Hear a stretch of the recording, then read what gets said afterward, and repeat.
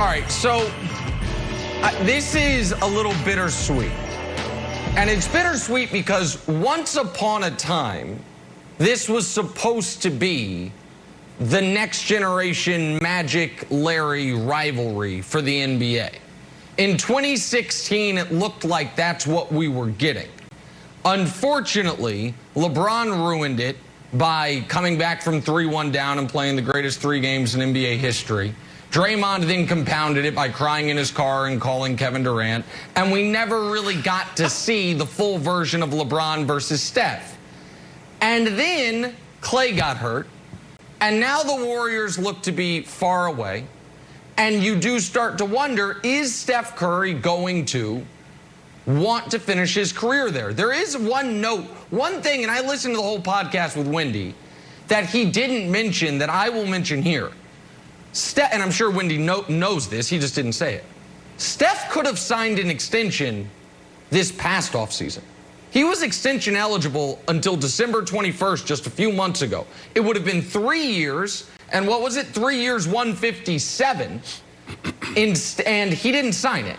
Now, the one he's eligible for this coming summer would be 4 years, 215.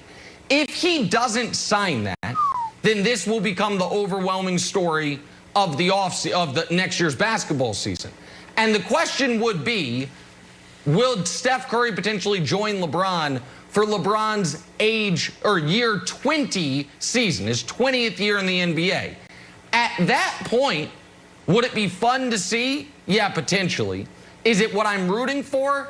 It's not what I'm rooting for, because I believe the Lakers are good enough to win the title without Steph. And I think adding a MVP to an already ready-made champion is too much. But Brandon, and I'll throw it to you on this, if you're right about the Nets, and while I don't think you're right, let's for the moment say you are, that the Nets are just going to, once KD gets back, they're going to roll through everybody. If they do all of a sudden look like the 2017 Warriors, then I think there's a lot of guys around the league that are going to be talking, do we need to come together to beat these guys? Now, I don't think that's how this is going to go, but if it doesn't go that way, I don't think this is a possibility. If it does go that way, the door to me is slightly ajar for it, Brandon. And that's why I absolutely love this, because that's the only way they can compete with the Nets. We're talking about, I mean, KD, how many more years does he have left? James Harden, how many more years does he have left? Kyrie, how many more years do he want to play? So it could only be a 2 or 3 year window where we can see these teams go head to head. But Nick, they absolutely need to make a move like this, because they have their hands full out in the West with the Clippers. Yeah. I'm saying it right now. Like, let's not forget the conversation that we were having last year when Kawhi and PG-13 teamed up. We were saying that was the team to beat in the West.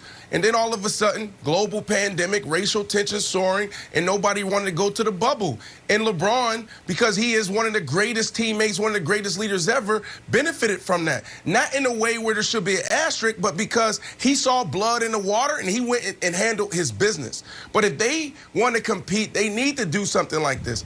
And then, but it's more so about Steph Curry than LeBron James. When Klay went down this offseason, and that was one of the first things I wondered. Does he really want to stay there? Like, this dude still has a lot of basketball left.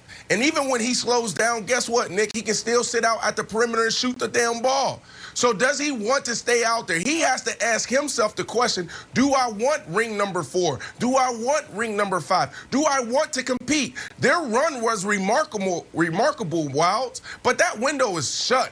Klay Thompson and Steph Curry, the two greatest shooters this league has ever seen on the same team. Insert Draymond Green and do what he does, like the Dennis Rodman of the team. And then you insert KD. It was phenomenal. We're not going to see that again. LeBron James and AD, they're not going to let you. They're not going to let you run that way anymore. The Suns are up and coming, and the Clippers. You think they're not going to sit there and throw money at the situation? Come on, please. Steph Curry has to ask himself, does he want to compete? If he wants to compete, then he shouldn't sign that contract, Wilds. I'm glad. All right, I'm sorry. I just have to check my Fox Bet app. I put an app. I put a large wager on the fact that you would mention the Suns, so I just came up big. Thank you, Brandon. It's the Steph Lakers conversation. Oh, yeah, I'm sorry. We can't mention the Suns on this show. No, talk about Suns. I'm pro Suns, buddy. I'm pro Suns. All right, Nick, here's the thing. I think we just started to see some cracks in the Steph Curry will remain with the Warriors forever sort of dreamscape. I think that he's going to get tired of losing. I really do, and I love him hooking up with LeBron. When you go from champion, finals, champion, finals, then worst record, and now you're in 10th place. They're not a Klay Thompson healthy Achilles away from competing. Either someone needs to go there or Steph could leave. And I know you're saying like, but he was drafted there, he's so loyal. Well, there's only two guys, there's two All-Stars, and we tried to scan the entire NBA, but Dusty and I came up with two All-Stars, Dame and Steph, who are over 30 and have been with one team. Now, I don't think Dame is ever going to leave, although people try to pry him out of there. It feels like he's going to stay there. I don't think the same way about Steph. I think that he's going to look around like, you know what was more fun? Winning. And I don't want to cross sports here, but no one ever thought Tom Brady was going to leave. He was drafted there. He was built there. It's the most winningest franchise. He's like, you know what? This place can't win anymore. I'm out of here. It means more to me, to have another chapter on my career where I can win. And listen, I know Warrior fans hate every part of this conversation, and they might hate this part the most. But when it was very clear, and we said it on this show when Warrior fans got mad, that they were no longer title contenders a year ago, even if Klay were healthy. Yep. And the moves they have made have not been the right ones. Trading for Andrew Wiggins was categorically not the right move. They drafted the wrong guy in Wiseman. Wiseman's a nice player. He is not LaMelo Ball. And now they are in this situation where if you look at their cap situation, I apologize for looking down, starting next season, Klay has 3 years and $120 million left coming off 2 traumatic year-long injuries. Draymond has 3 years and $76 million left, and Wiggins has 2 years and $65 left. They have no flexibility. They have no ability to get better in a substantial way. And I am interested in why Steph, if he was definitely 100%, because on the podcast with Wendy, Mark Spears said he's staying, and Mark Spears is up there and he's plugged in. He's staying, he's staying, he's staying. Well, if he's 100% staying, I'm just interested, Jenna, why he didn't sign the 3-year extension a few months ago. Right. You might say, well, that's because he can get an extra year and an extra $58 million.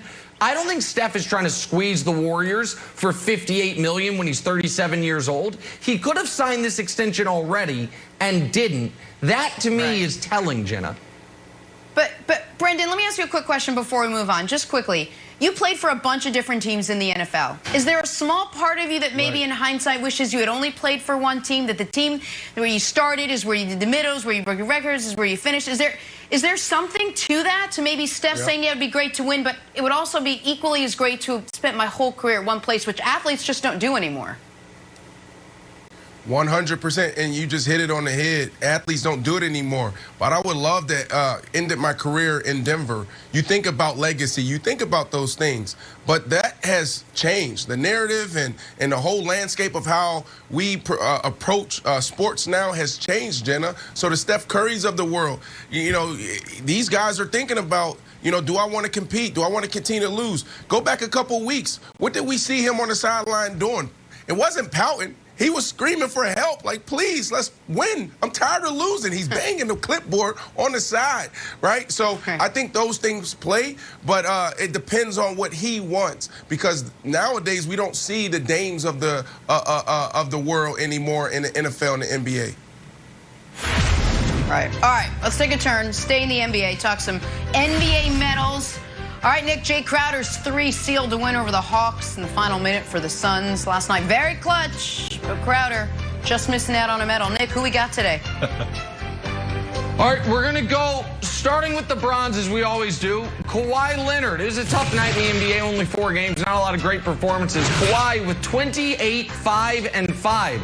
Unfortunately, it was in a loss, a blown 7-point lead with 2.5 minutes left. to maybe the worst collection of NBA players to ever field the court, the current iteration of the Orlando Magic. Not great,